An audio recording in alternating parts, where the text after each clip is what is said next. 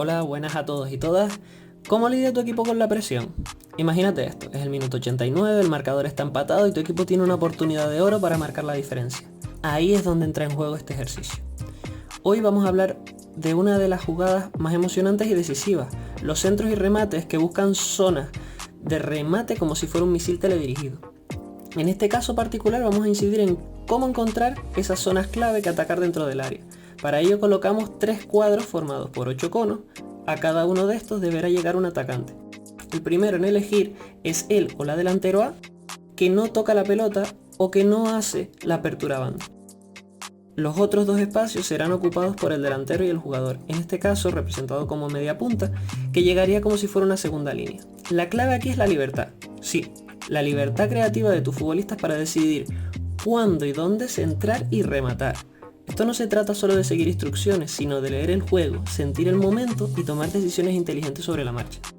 Eso sí, las primeras veces les indicaremos aquellos movimientos que queremos que desarrollen.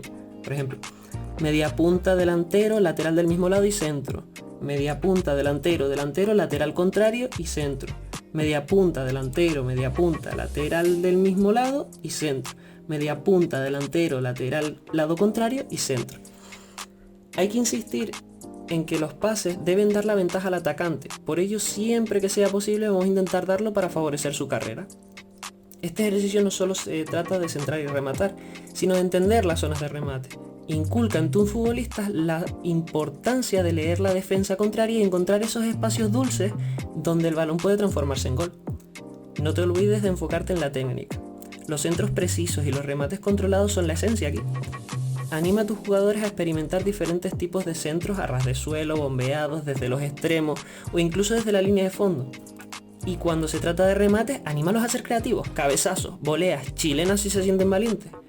Iremos incorporando más defensas poco a poco con el transcurrir de las semanas. Recuerda que siempre debemos adaptarlo a la edad y al contexto. Un pequeño inciso barra opinión. En la formación de futbolistas es importante que todos y todas pasen por las diferentes posiciones y entiendan el juego en todas las áreas del campo, así que rota. Y más si son niños y niñas que a todos les gusta meter un gol. Así que ahí lo tienen, entrenadores, un ejercicio que despierta la intuición, la creatividad y el instinto goleador de tus jugadores. Recuerda, la libertad de decisión es el motor de este ejercicio.